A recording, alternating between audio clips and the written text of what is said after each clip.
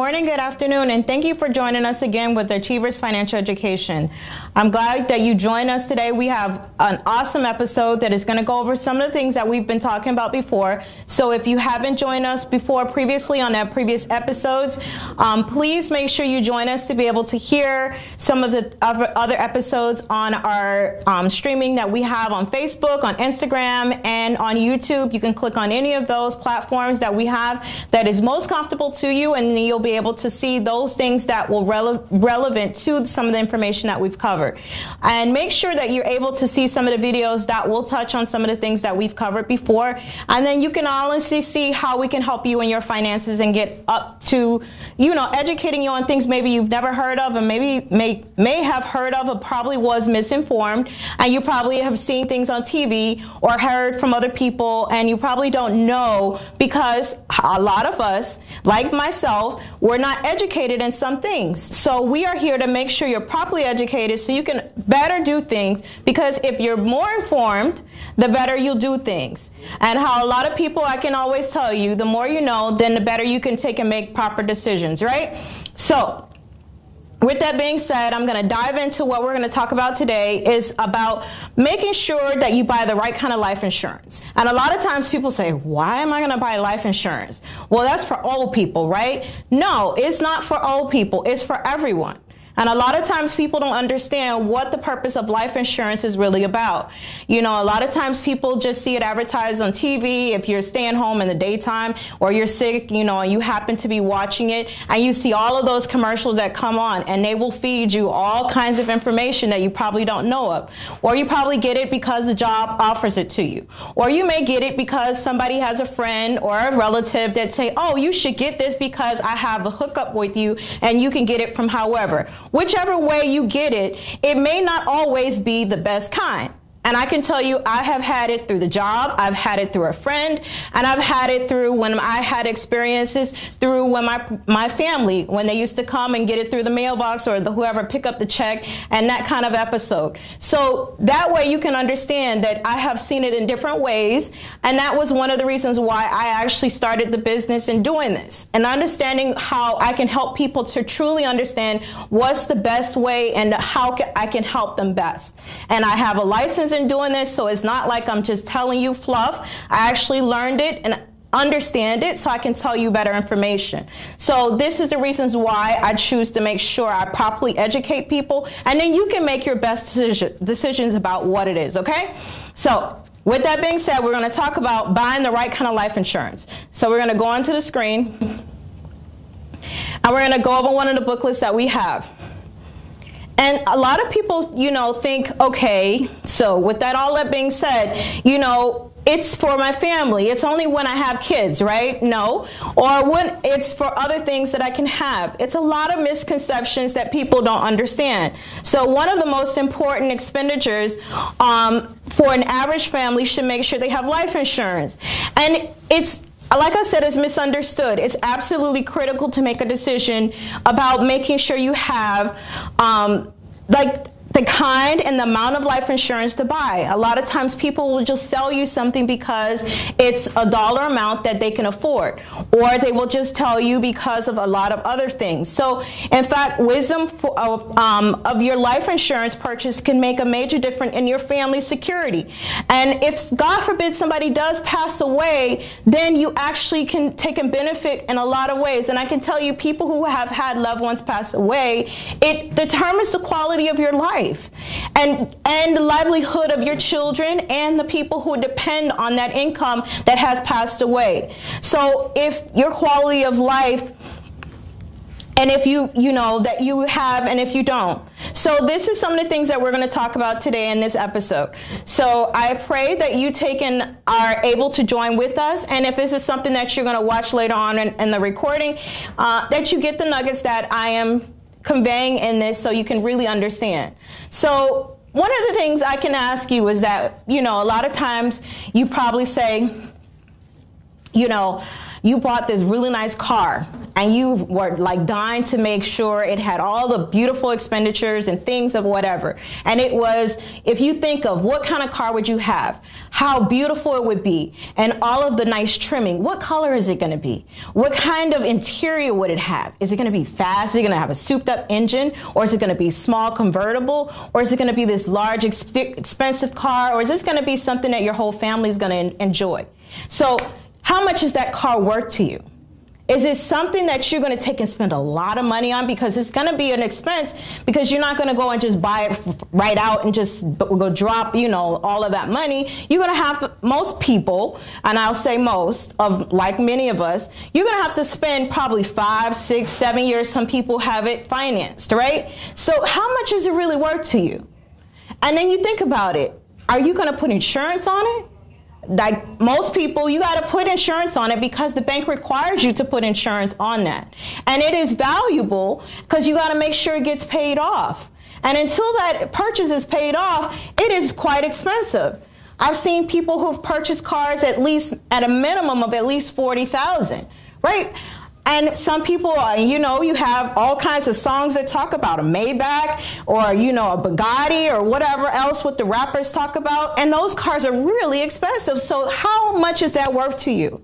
And I want you to think about these things that I'm telling you so you can think about the cost associated with those things.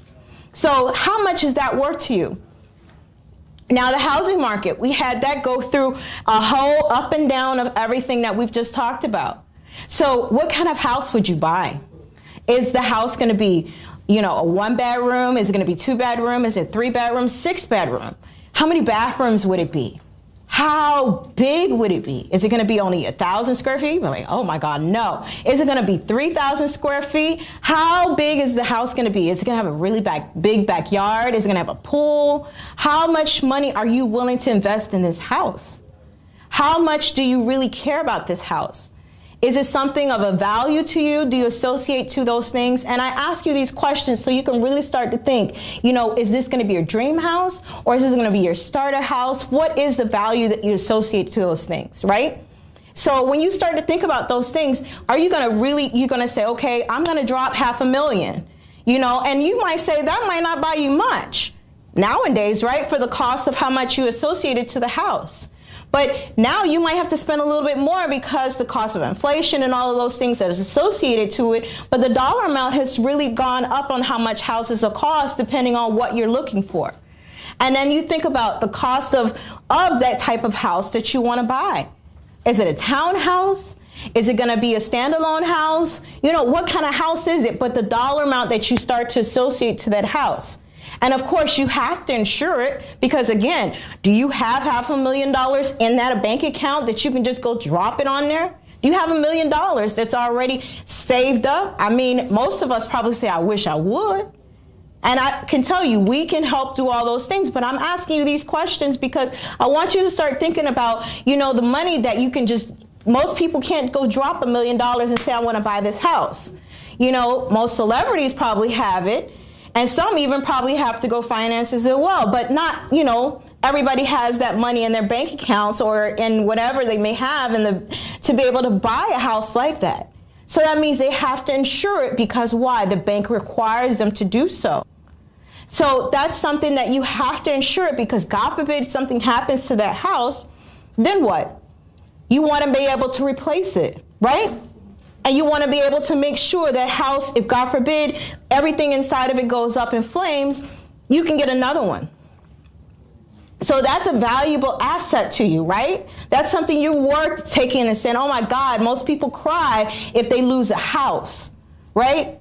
But all of these things are replaceable, right? You can buy a new car, you can buy a new house. But here's the other thought. Now, and this is the thing that's going to hit you really hard because I know you can see my screen. I went through it. How much is your life worth? And that's something I ask people a lot of times, but people don't really understand that concept. You're the one that brings in the money to purchase the car. You're the one that brings in the money to take and purchase the home. You're the person that brings in all the costs and all of the money and the assets. So how much is that life worth to you? How much are you worth? And you probably say, I never thought about it like that. And I get quiet because, you know, it really hurts, because if you think about how much is your life worth to anyone, it's probably priceless. But when we take and look at it in aspects of you work at a job, and the money that you bring in to provide to a family, or the money that you bring in literally, you might not have a family right now, depending on who we're talking about. But if you're a single person, do you have somebody who's dependent on you? Maybe you have a mom, a dad, or girlfriend, boyfriend, or a grandmother, auntie, uncle, whoever it may be. Somebody is dependent on that income that you're working. And how much do you make? And when you start to think about those things, then you take and quantify, that's how much it is that you say, okay, that's the money that you have that you're coming in with, right? And based on that money, that's for a single person. Now, when you start to say, okay, let's move on to someone who is a husband and wife or partners, and you say, how much does that person bring in versus that person? And based on that income and that income, when you say how much they bring in, and if you say $50,000 and $50,000, for example, and how much are they worth, right? And let's say in another example, maybe one works and the other one doesn't.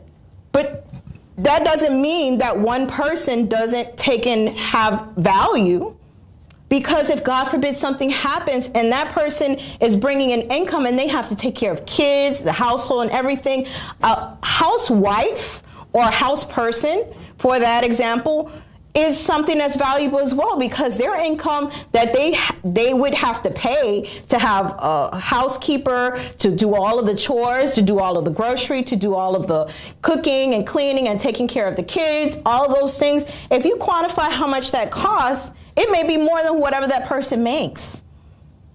And to replace that person is going to be really hard. So I ask you these questions: how much is that person worth to you? Food for thought, right? So then that's why I ask people, how can you say, I cannot afford to have life insurance? Because if that person you say to me is priceless, and a lot of people, when I say a lot, and there are a lot of things that are produced for us, more than 95% of people don't have life insurance. You say, what? Yes, it's true. Do you not see GoFundMe's all over the place, right?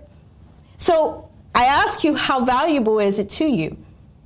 And if it's valuable to you, then I need you guys to put comments and let us know so we can understand. If it is valuable to you, then let us know so we can at least hear what you have to say.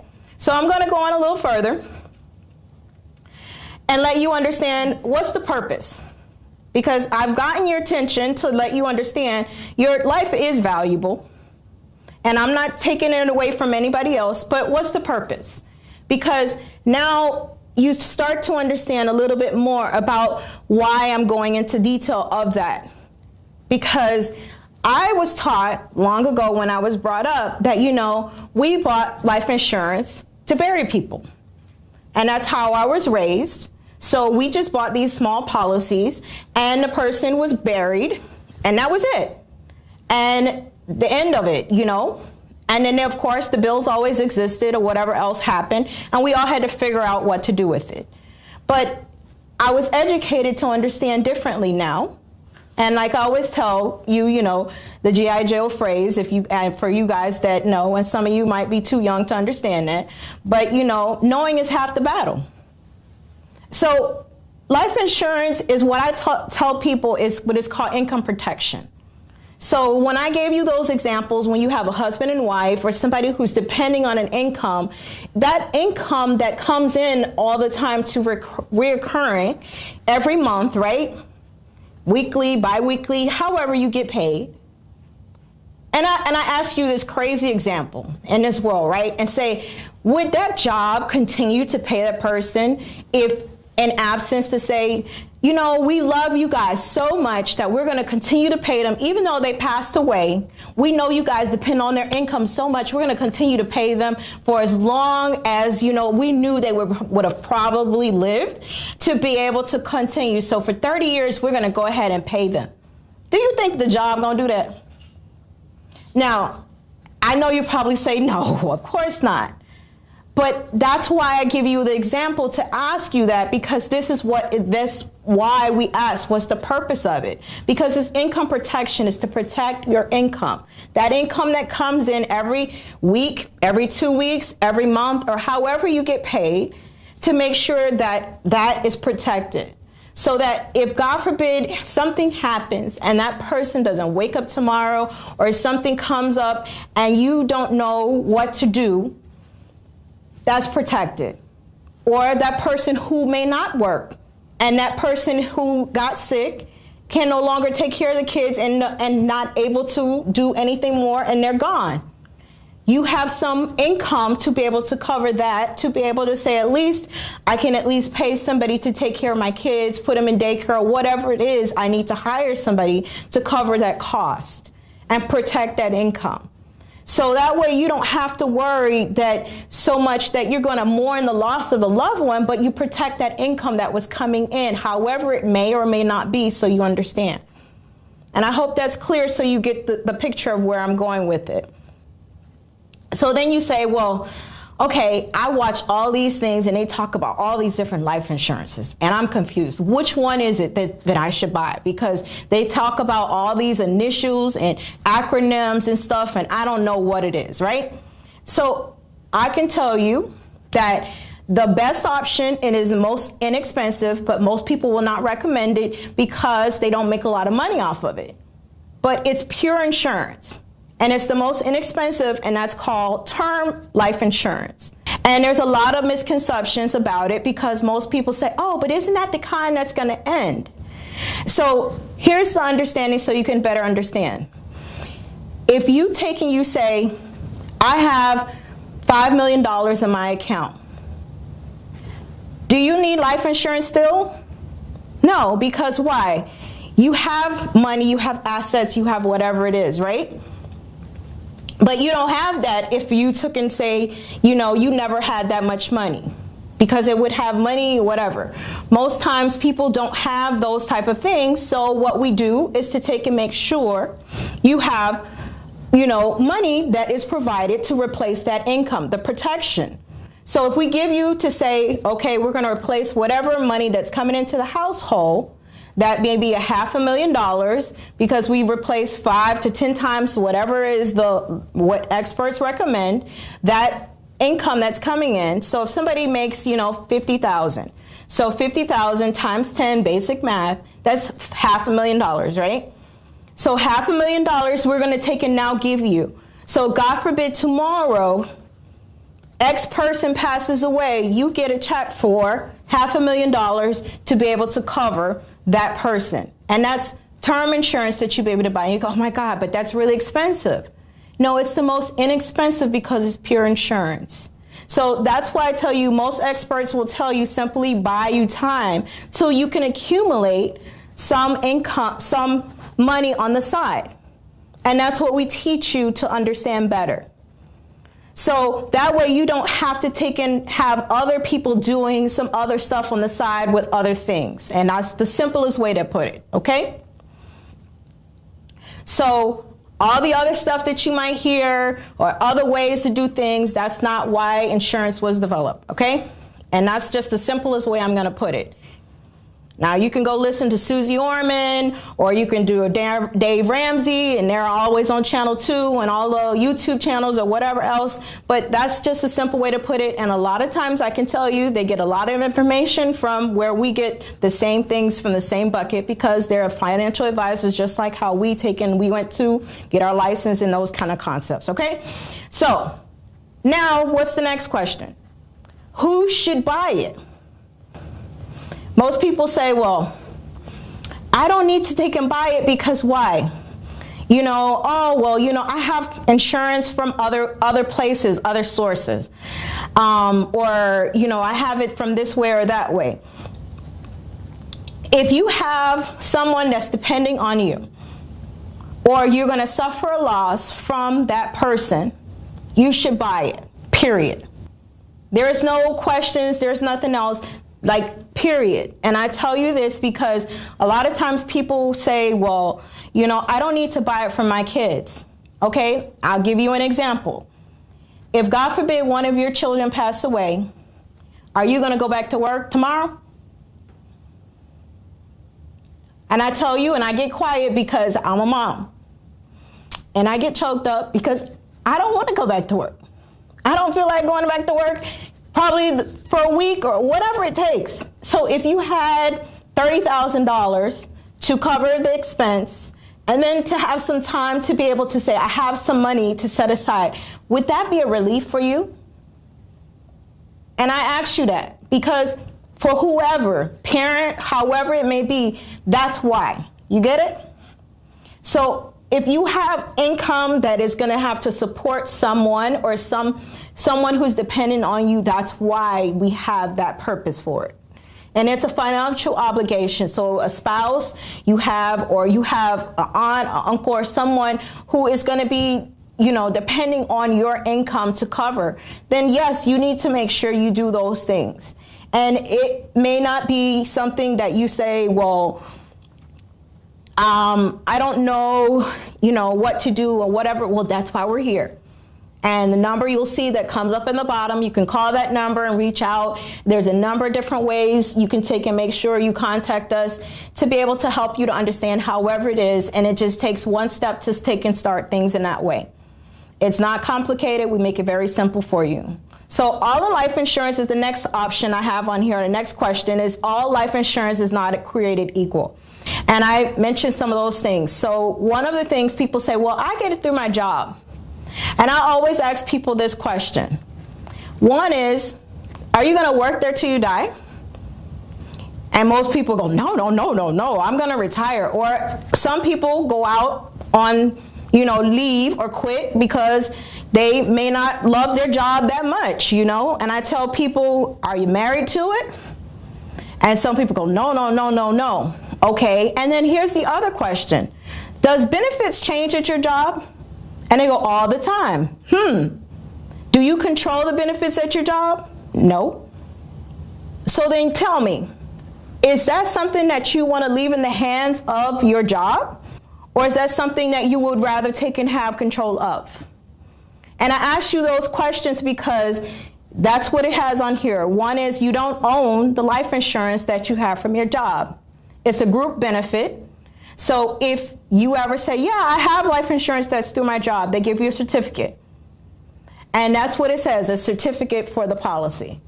And whenever I speak with a client and I ask them, a lot of times they always have to go find it because they don't actually give you a policy that is given to them.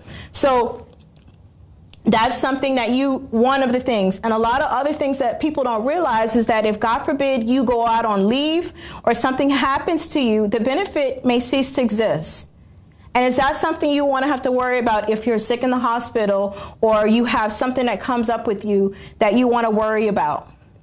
So that's something that you may not understand, but there are provisions that they put in there that are written in those things and your benefits that you might not read. I read those things because I'm one of the people that are like that. But are you willing to take that chance is what I always ask people. So I always ask people that, you know, if it was up to you, are you going to leave that up to your job to decide about your family and whatnot, or is it something you rather take control of so that you can have a peace of mind to be able to make sure that things are in order? So I have covered quite a bit of things and made sure that you guys can understand things a lot better than what you probably have had before. And I hope I've done a pretty good job to make sure things are thoroughly covered in a way that you can better understand, so it's not something that was probably just thrown up in the air and then just let the pieces fall where they are, but it's maybe a little bit more organized in your head than what it was. So I hope you guys enjoyed this segment, and we'll talk to you next week. Have a good rest of your day. Thank you for joining.